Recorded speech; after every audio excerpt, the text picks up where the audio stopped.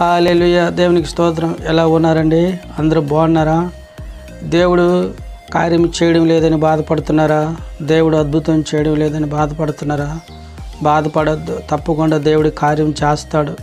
చాలామంది ఈరోజు దేవుడి కార్యం చేయడం లేదనేసి చాలామంది బాధపడుతున్నారు. జవాబు రావడం లేదనేసి ఎంతో వేదన చెందుతున్నారు. అయితే ఈరోజు దేవుడు మీకు చెప్పబోయే వాక్యం ఏంటంటే సంఖ్యాకాండము 23 అధ్యాయము 19 వచనం ఒకసారి మనం చదువుకుందాం. దేవుడు అబద్ధమాడుటకు ఆయన మానవుడు కాడు, పశ్చాత్తాపడుటకు ఆయన నరపుత్రుడు కాడు. ఆయన చెప్పి చేయకుండానా, ఆయన మాట ఇచ్చి స్థాపింపకుండానా. ఇదిగో దీవించమని నాకు సెలవాయను, ఆయన దీవించును, నేను దాన్ని మార్చలేను. దేవునికి స్తోత్రం కలుగునుగాక. దేవుడు అబద్ధమాడుటకు ఆయన మానవుడు కాడు, మాట ఇచ్చి తప్పిపోవడానికి ఆయన నరపుత్రుడు కాదు. ఆయన మాట తప్పనివాడండి. ఈరోజు జవాబు రావడం లేదు, నువ్వు బాధపడుతున్నావా? బాధపడద్దు, దేవుడు తప్పకుండా కార్యం చేస్తాడు. దేవుడి యొక్క చిత్తాన్ని ఎవరైతే నెరవేరుస్తారో, దేవుడి యొక్క ఉద్దేశాలు ఎవరైతే చేస్తారో వాళ్ళకి దేవుడు తప్పకుండా కార్యం చేస్తాడు. ఈరోజు చాలామంది చాలా సమస్యలతో బాధలతో బాధపడుతున్నారు. కొంతమంది అయితే చాలా సమస్యలతో ఉన్నారు. ఎందుకు జవాబు రావడం లేదు, ప్రార్థనకి ఎందుకు దేవుడు ఆలస్యం చేస్తున్నాడని ఏ రోజున మీరు ఆలోచించారా? మనము దేవుడికి ఇష్టమైన రీతిగా ఉండి ఒకసారి కానీ మనము దేవుడికి ఇష్టం లేని పనులు చేస్తే దేవుడు ఆత్మ మనకు దూరం అయిపోద్ది. అప్పుడు ఏం జరుగుతుందంటే మనం ఎంత ప్రార్థన చేసినా సరే మనకు జవాబు రాదు. అయితే ఒక్కొక్కసారి మనం చేసిన పొరపాట్లు మనకి గుర్తొస్తూ ఉంటాయి. చాలా బాధ అనిపిస్తుంటుంది అనమాట. నేను ఎంత ప్రార్థన చేస్తున్నాను, ఎందుకు జవాబు రావడం లేదు. అయితే జవాబు రాకపోవడానికి కారణము ఏంటంటే మనము దేవునికి ఇష్టం లేని పనులు చేయడం వల్ల మనకి ఈరోజు సమాధానం దూరం అయిపోతుంది. ఎవరైతే దేవుడికి ఇష్టమైన పనులు చేస్తారో వాళ్ళ విషయంలో దేవుడు కేర్ తీసుకుంటాడు అనమాట. ఈరోజు జవాబు రావడం లేదు, చాలామందికి సమాధానం రావట్లేదని చెప్తుంటారు. కానీ ఎంత ప్రార్థన చేసినా జవాబు రాకపోవడానికి కారణం ఏంటంటే నువ్వు చేసిన పొరపాటే. నువ్వు చేసినటువంటి ఆ పొరపాటు పనుల వల్ల దేవుడు వద్దని దాన్ని చేయడము, దేవుడు ముట్టొద్దని దాన్ని ముట్టుకోవడం, మరి ఇలాంటి పనులు చేస్తే దేవుడి కార్యాలు ఎలా జరుగుతాయండి? అందుకే దేవుడు ఆయన ఏదైనా చెప్పాడంటే తప్పకుండా నెరవేరుస్తాడు. చూడండి, మార్కు సువార్త కూడా 13 అధ్యాయము 31లో కూడా ఆయన ఏం చెప్తున్నారో ఒకసారి చదువు. ఆకాశం భూమి గతించిన నేను నా మాటలు అన్నాడు, గతించమంటున్నాడు. చూడండి ఇక్కడ ఎంత అద్భుతంగా ఉంది. ఇక్కడ మాట ఇచ్చి తప్పిపోని అంటున్నాడు. ఇక్కడ తప్పిపోయింది ఎవరండి? ఇప్పుడు దేవుడా మనమా? మనమే కదా. ఆయన మాట మనం విని శ్రద్ధగా ఆయనకి ఇష్టం వచ్చినట్లు మనం జీవించినట్లయితే ఆయన ఎందుకు అద్భుతం చేయడు చెప్పండి? ఈరోజు చాలామందికి కార్యాలు జరగడం లేదంటే ఆయన చెప్పింది ఒకటి, మనం చేసింది ఒకటి అవుతుంది. అందుకే యెషయా గ్రంథము 55 అధ్యాయము 8వ వచనంలో ఏమన్నాడు ఒకసారి మనం చదువుకుందాము. నా తలంపులు మీ తలంపులు వంటివి కావు, మీ త్రోవలు నా త్రోవల వంటివి కావు, ఇదే యెహోవా వాక్కు. ఆకాశంలో భూమిపైకి ఎంత ఎత్తుగా ఉన్నవో మీ మార్గముల కంటే నా మార్గములు, మీ తలంపుల కంటే నా తలంపులు అంత ఎత్తుగా ఉన్నవి. దేవునికి స్తోత్రం కలుగునుగా. చూసారా, మనం ఆలోచిస్తాం, మనకు కావాల్సిన వాటి కోసం మనం పరుగులు తీస్తాం. కానీ దేవుడికి ఏం కావాలని మనం ఏ రోజు అడగం. దేవుడికి ఏం కావాలి ప్రభువా, నీకేం చేయాలి, నేనేం చేయలేకపోతున్నాను, ఏదో ఒకటి నేను చేయాలి నీ గురించని మనం వెతకడం లేదు. మన అవసరాలు మనం వెతుక్కుంటున్నాం, మనకు కావాలి దానికోసం పరిగెడుతున్నాం మనం. అందుకే దేవుడు మనకి దూరంగా ఉంటున్నాడు. ఎందుకు ఈరోజు దేవుడి కార్యాలు చూడలేకపోతున్నారు చాలామంది? వాళ్ళ అవసరాల కొరకు పరిగెడుతున్నారు, వాళ్ళ అవసరాల కోసం దేవుని సన్నిధికి వస్తున్నారు. అది ఇచ్చిన తర్వాత దేవుడికి దూరం అయిపోతున్నారు. ఎంతమంది లేరు ఇలాగా? అందుకే మనం దేవుడికి ఇష్టమైన పని మనం చేసినప్పుడు మన ఇష్టాలను ఆయన నెరవేరుస్తాడు. ఎందుకు నెరవేర్చడండి చెప్పండి? దేవుడికి నచ్చిన పనులు ఎవరు చేస్తున్నారు? ఈ రోజులు ప్రతి ఒక్కరికి కావలసిన మార్గం వైపు తిరిగిపోతున్నారు. ఎవరికి నచ్చిన మార్గంలో వాళ్ళు నడుస్తున్నారు. అందుకే దేవుడి కార్యాలు చూడలేకపోతున్నారు ప్రతి ఒక్కరు కూడా. మన తలంపులు వేరు, ఆయన తలంపులు వేరు. మన త్రోవలు వేరు, ఆయన త్రోవలు వేరు. మనం ఆయన త్రోవలోకి వెళ్ళేటప్పుడు మనకెందుకు కార్యం చేయడు? యెషయా గ్రంథము 43 అధ్యాయం 18లో ఏమంటాడు? మునుపటి వాటిని జ్ఞాపకం చేసుకొనకడి, పూర్వపు సంగతులు తలంచుకొనకడి. ఇదిగో నేను ఒక నూతన క్రియ చేయుచున్నాను, అది ఇప్పుడే మొలిచిన, దాన్ని మీరు గ్రహింపరా?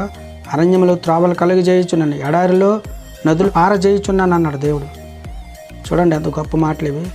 అరణ్యంలో త్రోవలు కలుగజేస్తాడట, ఎడారిలో నదులు పారజేస్తాడట. మరి ఇటువంటి మాటలు మనకెందుకు ఈరోజు హృదయంలోకి రావట్లేదు?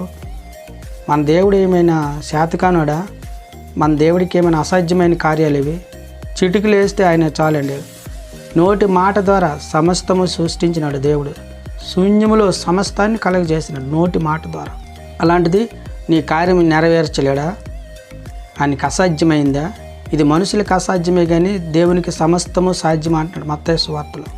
ఆయన శ్రద్ధగా వెతకండి. శ్రద్ధగా వెతికి ఆయన ఏం చెప్తున్నాడో, ఆయన ఏం చేయమంటాడో మనం అది చేస్తే తప్పక మనకు న్యాయం చేస్తాడు దేవుడు. ఎక్కడ చూసినా ప్రతి ఒక్కరు సమస్యలతోనే ఉన్నారండి. ఎక్కడ చూసినా ఎక్కడికి వెళ్ళినా సరే సమస్యలే చెబుతున్నారు. వీళ్ళకి ఎందుకు సమస్యలు తీరట్లేదు, వీళ్ళకి ఎందుకు సమస్యలు ఎక్కువైపోతున్నాయి అని చూస్తే వాళ్ళ ప్రార్థన అనుభవం లేదు, దేవుడితో నడిచే అనుభవం లేదు, దేవుడితో సహవాసం చేసే అనుభవం వారికి లేదు. కాబట్టి కార్యాలు చేయడం లేదంటే ఎందుకు చేయడు దేవుడు? ఆయన దగ్గరికి వచ్చి ప్రతిరోజు నువ్వు మొరపెట్టు, ఉపవాసం ఉండి ప్రార్థన చెయ్యి, కన్నీరు గార్చు, లోకాశలు లోకవార్తలు అన్నీ విడిచిపెట్టు. దేవా నువ్వే నాకు దిక్కు, నువ్వు తప్ప నాకు ఎవరు లేరు, నా పరిస్థితి చూడు ఇలాగుంది, అనేకుల ద్వారా నేను అవమానింపబడుతున్నాను, అనేకుల ద్వారా నేను నిందింపబడుతున్నాను, నా పరిస్థితి మార్చు, నా బ్రతుకు మార్చు, నా జీవితాన్ని మార్చునంటే ఎందుకండి ఆయన మార్చడు? ఈరోజు ఎవరు అలాగ అడుగుతున్నారు? ప్రతి ఒక్కరూ ప్రార్థనలు కోరుతున్నారు కానీ వాళ్ళు మాత్రం ప్రార్థన చేయరు. ఈ కొద్ది గొప్ప ప్రార్థన చేసేసి మిగతాది దైవజనులకు అప్పచెప్తారు. నలగాల మనం నలిగినప్పుడు దేవుడు కార్యాలు చేస్తాడు. ఈరోజు సమాధానం రాలేదని బాధపడకు, ఈరోజు దేవుడు అద్భుతం చేయలేదని బాధపడకు. ఏదో ఒక రోజు తప్పకుండా సమాధానం చూస్తావు. ఆయన చెప్పాడు కదా, మాట ఇచ్చి తప్పిపోనని. ఆయన అబద్ధమాడుడికి నరుడు కాదు, పశ్చాత్తాపడడానికి మానవుడు కాదు అన్నాడు కదా. తప్పకుండా న్యాయం చేస్తాడు. అయితే నువ్వు చేయవలసిన పని ఏంటంటే ముందు ఆయనకి సడన్ రావు, ఆయన యొద్దకు రా. ఆయన యొద్దకు వస్తే తప్పకుండా కార్యాలు చేస్తావు. దేవుడు ఈరోజు ప్రతి ఒక్కరికి కార్యం జరిగిస్తామని చెప్తున్నాడు దేవుడు. మీరు విశ్వాసంతో రండి, అంత్యకాల సమయంలో ప్రతి ఒక్కరి మీదకి నా ఆత్మను కుమ్మరించుతామన్నాడు దేవుడు. ఆయన ఆత్మతో నింపబడండి, ఆయన ఆత్మను పొందుకోండి, ఆయనతో నడవండి, ఆయన చిత్తాన్ని చెయ్యండి, మీకు తప్పకుండా న్యాయం చేస్తాడు. ఆయన న్యాయం చేయకపోవడం అంటూ లేదు. ఈరోజు అపవాది ఏం చేస్తున్నాడంటే ప్రతి ఒక్కరికి లోకాశలు చూపించేసి దేవుడి ఇష్టాన్ని నెరవేర్చకుండా దేవునికి వ్యతిరేకంగా కొంతమందిని తయారు చేస్తున్నాడు అనమాట. అంటే వాడితో పాటు రేపు అనేకులకి నరకంలోనికి తీసుకెళ్ళిపోవడానికి అనేకమైనటువంటి ఆడి సైన్యాన్ని ఆడు ఏర్పాటు చేసుకుని అన్నాడు. ఎవరైతే వాడి మాట విని వాడి వైపు తిరుగుతారో వాడి ఊరిలో ఇరుక్కుంటున్నారనమాట. మరి రాలేరు, ఇంకా వాడి ఊరిలో ఒకసారి ఇరుక్కోండి. చూడండి, వల్ల పడిన చేప అది రమ్మంటే బయటికి వెళ్ళగలదా? అది ఇరుక్కున్న తర్వాత బయటికి వెళ్ళగలదా? వెళ్ళలేదు. అలాగే సాతాను వల్ల చాలామంది ఈరోజు ఇరుక్కుంటున్నారనమాట. ఎంత చెప్పినా వినరు, ఎంత చెప్పినా దాంట్లో నుంచి బయటికి రాలేరంటే వారు ఎవరి వశంలో ఉన్నారు? సాతాను వశంలో ఉన్నారు. కొంతమంది మందు వశంలోనికి వెళ్ళిపోతున్నారు, కొంతమంది వ్యభిచారమైన వశంలోకి వెళ్ళిపోతారు, కొంతమంది లోకాశలనే వశంలోనికి వెళ్ళిపోతున్నారు, కొంతమంది శరీరీచ్ఛలనే వశంలోనికి వెళ్ళిపోతున్నారు. ఇలా శరీరాశ, నేత్రాశ, జీవపడమంలోని బ్రతికిన వాళ్ళకి దేవుడు ఎలాగండి ప్రత్యక్షం అవుతాడు? దేవుడు ఎలాగండి వారితో మాట్లాడతారు? ఎక్కడ చూసినా సరే ఉట్లాట్లు, గొడవలు, పోకిరి వేషాలు, పోకిరి చేష్టాలు, ఎక్కడ చూసినా తాగుబోతులు చిందులు, తాగుబోతులు విందులు. ఎక్కడండి సంతోషంగా ఉంది, సమాధానంగా ఉన్నారు? ఎవరండి దేవుని కనిపెడుతున్నారు? ఎవరండి దేవుడితో నడవాలని ఆశపడుతున్నారు? ప్రతి ఒక్కరు పాపాన్ని వెతుక్కుంటూ మరీ వెతుక్కుని పాపాన్ని వెతుక్కుంటున్నారు. ఇదేనా ప్రతి ఒక్కరు, చిన్నపిల్లల కనిచి వృద్ధుల వరకు ఎవరు పరిశుద్ధంగా జీవించగలుగుతున్నారు? ఎవరు దేవుని సంతోషపరుస్తున్నారు? దేవుని సంతోషపెట్టేవారు ఎంతమంది అన్నారండి? ఎక్కడున్నారండి? అసలు దేవుడు నాకు కావాలి, దేవుడితో నడవాలి, దేవుడితో నేను ఉండాలని ఒక్కరైనా ఆలోచిస్తున్నారు? ఎవరు ఆలోచించేవారు లేరు. ఇదేనా ఎక్కడ చూసినా పాపం కోసం అరుగులు చేస్తున్నారు అనమాట. మళ్ళీ ప్రార్థన చేస్తారు. మాకు సమాధానం రావడం లేదంటే ఎలా వస్తుంది సమాధానం? నీ ఇష్టం కోసం నువ్వు పరిగెడతాను, నీకు అది కష్టం అయిపోతుంది. అందుకే ఈరోజు నీ ఇష్టాన్ని దేవుడికి అప్పగించు, చేస్తాడు. ఆయన చేస్తే నీకు ఆశీర్వాదం ఉంటుంది. అందుకే సామెతలు 10:22 ఏమంటున్నాడు దేవుడు? యెహోవా ఆశీర్వాదం ఐశ్వర్యం ఇచ్చును, నరుని కష్టం చేత ఆశీర్వాదం ఎక్కువ కాదన్నాడు దేవుడు. ఆయన ఇచ్చాడంటే ఇంకా నీకు దాయడానికి కూడా ఇంకా స్థలం సరిపోదు, అంతగా ఆయన ఇస్తాడు, అంతగా ఆయన దీవిస్తాడు. ఆయన ఇచ్చిన దానికోసం పరుగులు తీద్దాం, ఆయన ఇచ్చిందే పొందుకుందాం. మనం ఎందుకంటే ఎటు పెడితోటి వెళ్ళిపోయి సమస్యలు పెద్దది చేసుకుని కష్టాన్ని కొని తెచ్చుకోవడం? దేవుడు ఆశీర్వాదం కొరకు ఈరోజు ఎవరు చూస్తున్నారండి? అందులోకి అందులో చేయి పెట్టి సిరుక్కుంటున్నారు. తర్వాత దేవుడా దేవుడు అంటే దేవుడు ఏం చేస్తాడు? అందుకే అంటున్నాడు ఆయన, మొదట నా యొద్దకు రండి, అప్పుడు మీ యొద్దకు వచ్చి నేను యాకోబు 4:8 అనలేదు ఆయన? మనం ఆయన యొద్దకు రాకుండా ఎక్కడెక్కడో ఏవేవో దొరుకుతాయని మనం తిరిగితే మనకేం దొరుకుతుందండి? మన కష్టార్జితం, మన శ్రమ, మన యొక్క కష్టం అంతా, మన డబ్బులు ఖర్చు వేస్ట్, మన బలము అంత వేస్ట్. నీ బలము, నీ శక్తి దేవుని కోసం ఉపయోగించి చూడు ఎలా ఉంటుందో. నీ ప్రతి అవసరత ఆయన తీర్చగలడు, నీ ప్రతి కోరికనైనా నెరవేర్చగలడు. ఆయన వైపు తిరుగు, ఆయన యొద్దకు రా. ఆయన యొద్దకు వచ్చిన వారిని ఎంత మాత్రం త్రోసివేయడు ఆయన. నువ్వు ఆయనతో అంటుకట్టబడు, నువ్వు ఆయన చిత్తాన్ని చెయ్యు, నువ్వు ఆయన ఇష్టాన్ని చెయ్యు. నీ యొక్క ఆలోచనలు సఫలము ఆయన నెరవేరుస్తాడు. నీ కోరిక సిద్ధింపజేసి నీ ఆలోచనలన్నీ సఫలపరుస్తాడు ఆయన. నమ్మండి దేవుణ్ణి, వెతకండి, డీప్గా వెతకండి. ఏదో పైన వెతకండి. పైన వెతికితే ఏం దొరకదు. ఇప్పుడు పైన బోరింగ్ వాటర్ పడాలంటే పైన తవ్వితే అయిపోద్దండి. ఎందుకు ఇంచుమించు 100 అడుగులు 150 అడుగుల వరకు తవ్వుతారు. శ్రేష్టమైన నీరు పడుతుంది. అప్పుడు పైన తవ్విస్తే ఏం దొరకదు. లోతుకి వెళ్ళాలి, దేవుని లోతుగా వెతకాలి. లోతుగా వెతికినప్పుడే మనకి సమృద్ధి దొరుకుతుంది, శాంతి సమాధానం మనకు ఉంటుంది. మన కుటుంబంలో ఈరోజు శాంతి సమాధానం లేకుండా ఉన్నారంటే నా ప్రార్థనకు జవాబు రావట్లేదు, నేను నా ఇబ్బందులు తీరడం లేదు, నా ఇరుకులు తీరట్లేదు, నాకు అన్ని సమస్యలేని, ఎందుకు బ్రతకాలి, దేనికి బ్రతకాలి, చనిపోతే బాగుందనేసి చాలామంది నాకు ఫోన్లు చేస్తున్నారు. ఒకసారి మిమ్మల్ని మీరు జ్ఞాపకం చేసుకోండి, ఎందుకు సమాధానం రావడం లేదు, దేని గురించి సమాధానం, మీరు ఏవి విడిచిపెట్టడం లేదు, దేవుడికి ఇష్టం లేనివి ఏవి మీ దగ్గర ఉన్నాయో ఒకసారి చూడండి. దేవుడికి ఇష్టం లేనివి ఏవి కూడా మీలో కానీ మీ ఇంట్లో కానీ ఉండకూడదు. అప్పుడే దేవుడు కార్యం చేస్తాడు. దేవుడు ఒకటి చెప్తే మీరు ఒకటి చేసి, ఆయన ఒకటి చెప్తే మీరు ఒకటి చేస్తే అక్కడ దేవుడికి నీకు సమాధానం ఎలా ఉంటుంది? సైతాన్ని కూడా వచ్చి ఇంట్లో చేస్తాడు దిష్ట. ఆ తర్వాత నేను ఎవరు విడిపించలేరు. ఎవరు ప్రార్థన చేసినా అవి కదలవు. నువ్వు ముందు చోటు ఇచ్చావనుకో ఇంకా వెళ్ళడానికి ఇష్టపడవు. ఇంతకుముందు మెసేజ్లో చెప్పాను కదా, మత్తయి సువార్త 12:43 ఒక దెయ్యం వెళ్ళి 7 దెయ్యాలు తీసుకొస్తుంది, కదులుతాయా? ఒక దెయ్యంతోనే ఆగలేకపోతాను, ఇంక 7 దెయ్యాలు వేస్తే ఎలాగో నువ్వు భరించగలవు? అందుకే దేవుడి మాటకి లోబడండి, దేవుడి చిత్తం చేయండి. ఆయనకి ఇష్టమైన బిడ్డలుగా జీవించితే తప్పకుండా కార్యం చేస్తాడు. ఆయన మాట ఇచ్చి తప్పిపోడంట. ఆయన మాట ఇచ్చి తప్పిపోతున్నాడు అని నువ్వు అనుకుంటున్నావు, కానీ ఎందుకు కార్యం జరగట్లేదు ఒకసారి ఆలోచించు. నాలో ఏ విధంగా పొరపాటు ఉందేమో, నేనేమైనా దేవునికి ఇష్టం లేని పని చేస్తున్నానేమో, నేనేమైనా దేవుడిని దుఃఖపరుస్తున్నానేమో అని ఒకసారి నేను ఆలోచించు. కార్యాలు జరగట్లేదు, అద్భుతాలు జరగట్లేదు అంటే నువ్వేది చేస్తున్నావు, నువ్వేది దేంట్లో చేయి పడుతున్నావు, దేవుడికి ఇష్టం లేని దేంట్లో నిలబడుతున్నావేమో ఒకసారి నువ్వు పరీక్షించుకో. దేవుడికి ఇష్టమైన పని చేస్తే ఆయన నువ్వు అడగక ముందే ఇచ్చేస్తాడని సంగతి తెలుసా నీకు? దేవుడికి నచ్చే మార్గంలో నువ్వు ఉంటే, దేవుడికి ఇష్టమైన పని నువ్వు చేస్తే నువ్వు అడగవసరం లేదు. ఇంకా ఆయనకు తెలుసు నువ్వు అడగక మునిపే. చూడండి ఇక్కడ మత్తయి సువార్తలో చెప్తున్నాడు, ఆకాశ పక్షులు చూడుడి, అవి విత్తవు, కోయవు, కొట్టెలలో కూర్చుకొనవు, వాటిని పోషించి దేవుడు మిమ్మల్ని పోషించడా? అవి అడగకముందే వాటికి ఆయనకి ఏం కావాలి, రేపటి గురించి ఏం కావాలి ఆయనకి తెలుసు, రేపటి గురించి ఏది ఇవ్వాలో ఆయనకి తెలుసు. నువ్వెందుకు బాధపడుతున్నావు, నువ్వెందుకు ఏడుస్తున్నావు, నువ్వెందుకు కుమిలిపోతున్నావు? దేవుడు తగిన సమయం ముందు ఆయన తప్పకుండా నిన్ను ఆశీర్వదిస్తాడు, తప్పకుండా న్యాయం చేస్తాడు. ఆయన మాట ఇచ్చి తప్పిపోయిన వాడు కాదు. భూమి ఆకాశం గతించిన ఆయన మాటలు ఎన్నడూ గతించవు. ఒకసారి వాక్యాన్ని నువ్వు బలంగా చదివి అది ధ్యానిస్తుండు. వాక్యం ధ్యానించినప్పుడు ఏమవుతుందంటే అది నీలో ప్రభావితం చూపుతుంది, ప్రభావితం చేస్తుంది, దేవుడితో అంటుకట్టబడేలా చేస్తుంది, దేవుడికి దగ్గర చేస్తుంది.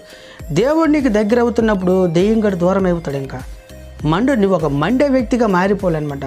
నువ్వు మండాలి, అనేకులు మండించాలా. నువ్వే మండడం లేదు, మరి అనేకులు ఎలాగ మండుతారు నీ దగ్గర చెప్పు? నువ్వు వాళ్ళకి వీళ్ళకి బతిమాలవలసి వస్తుంది. నువ్వు ఒక మండే వ్యక్తికి ఈ రోజు నుంచి మార్పు చెందాలా. నువ్వేంటైంది, నీ టాలెంట్ ఏంటైంది నువ్వు నిరూపించు.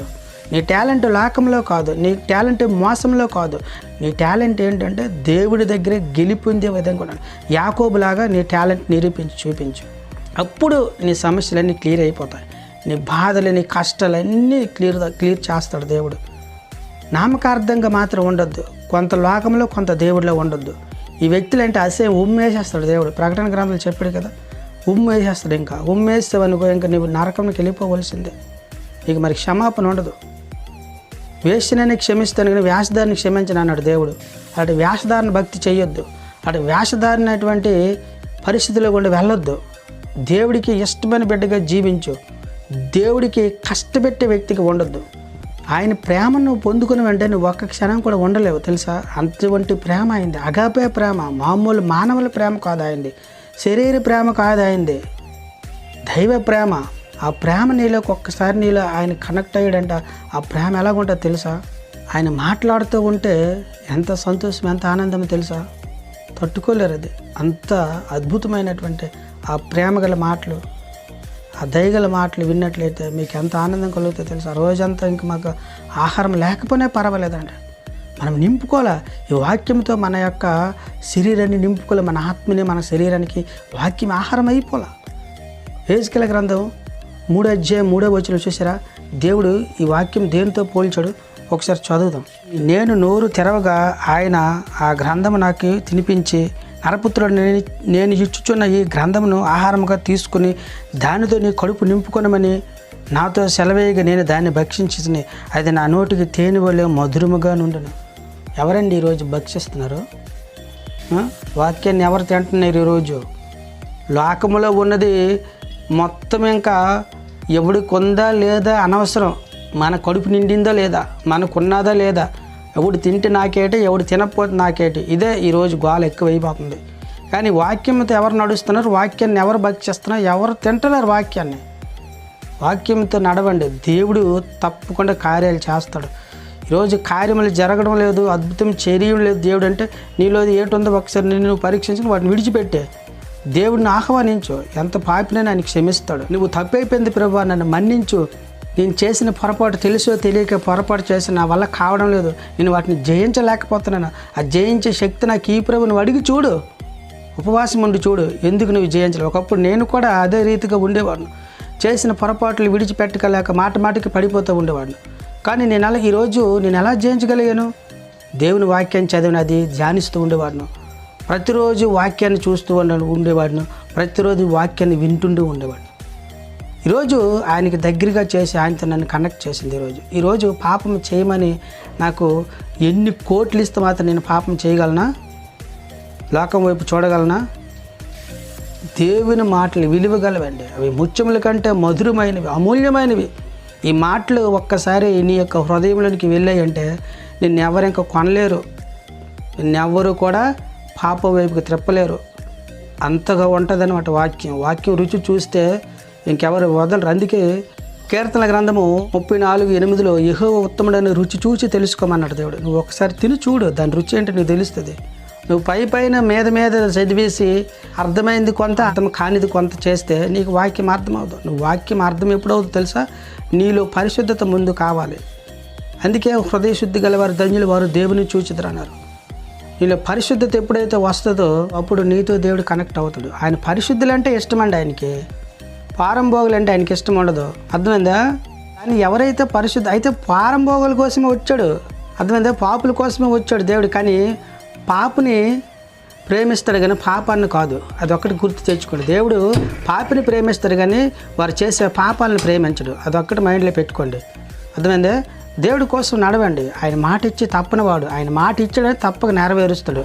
ఒకవేళ నెరవేరడం లేదంటే నీలో ఎక్కడ ఏ యొక్క పాపం ఉందో దాన్ని విడిచిపెట్టు, పశ్చాత్తాపడు, ఆయన బ్రతిమలాడు, కన్నీరు కార్చు, రోదన కార్చు, తప్పకుండా న్యాయం చేస్తాడు. భూమి ఆకాశం గతించి నా మాటలు అన్నాడు గతించమన్నాడు, ఆయన మాట అన్నాడు గతించడు. ఈరోజు నువ్వు కరెక్ట్గా ఉండి ఆయనకు నువ్వు అడగాల, ప్రభు అన్నీ విడిచిపెట్టాను, ఇంకా నాలో ఏముందో నాకు తెలియదు ప్రభు, ఇంకా నాకు తెలియని పాపాలు ఏమైనా ఉన్నాయేమో ఒకసారి చూపించి ప్రభు, నువ్వు అడగాలి. అన్నీ క్లియర్ చేసుకోవాలి ఆయన దగ్గరికి వెళ్ళి.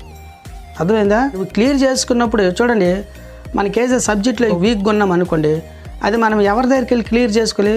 టీచర్ దగ్గరికి వెళ్ళి మనం క్లియర్ చేసుకోవాలా. మరి అది మనకి రావటం లేదు, ఎంత చదివి మనకు అర్థం కావట్లేదు, టీచర్ గారి దగ్గరికి వెళ్తే ఆయన చెప్తారు ఇలాగ కాదు అలాగనిసి, అంతే ఆయన చెప్తే క్లియర్ అయిపోద్ది. ఈ యొక్క లోకం అనే టీచర్ దగ్గర నువ్వు ఏ విధంగా అయితే నీ యొక్క సబ్జెక్టుని క్లియర్ చేసుకుంటున్నావు అనుకో, మరి నిన్ను సృష్టించిన సృష్టికర్త దగ్గర నువ్వు వెళ్తే నీ యొక్క ఆలోచనలు, నీ యొక్క బాధలు, కష్టాలు ఆయన క్లియర్ చేస్తాడు. అన్నీ విడిచిపెట్టి దేవుడి కోసం బ్రతుకు, దేవుడి చిత్తాన్ని చేయు, తప్పకుండా జవాబు చూడగలుగుతావు, తప్పకుండా అద్భుతం జరిగి తీరుతుంది. అంటే ఎందుకు తీరదు అద్భుతం, ఎందుకు జరగదు? జరిగి తీరుతుంది. నువ్వు నమ్మకం గుండు, జవాబు రావడం లేదని ఇసుకుపోకు, జవాబు ఇవ్వడం లేదనేసి కృంగిపోకు, సొనగొద్దు, తప్పకుండా కార్యం చూస్తావు. ఎందుకంటే ఆయన సమయంలోనే ఆయన కార్యం చేస్తాడు. ఈలోపు నువ్వు ప్రార్థన చేయి, నమ్మకంగా చేయి, ప్రార్థన మాత్రం విడిచిపెట్టుకో, ప్రార్థన మాత్రం ఒక్క క్షణం కూడా వదలొద్దు. వాక్యము ప్రార్థన, వాక్యము ప్రార్థన, వాక్యము ప్రార్థన, ఆయన పాటలు, ఆయన ప్రార్థన, ఆయన వాక్యం విను, ఎక్కువగా ధ్యానించు. దేవుడు తప్పకుండా నీతో ఉంటాడు, ఇక అపవాదుగా నేను ముట్టడు. అర్థమైందా? దేవుడితో నడవండి, దేవుడి చిత్తాన్ని చేయండి, దేవుడు తప్పకుండా మీకు న్యాయం చేస్తాడు. మీరు నమ్మండి. దేవుడు తన పరిశుద్ధ వాక్యం దీవించి ఆశీర్వదించును గాక. ఆమేన్.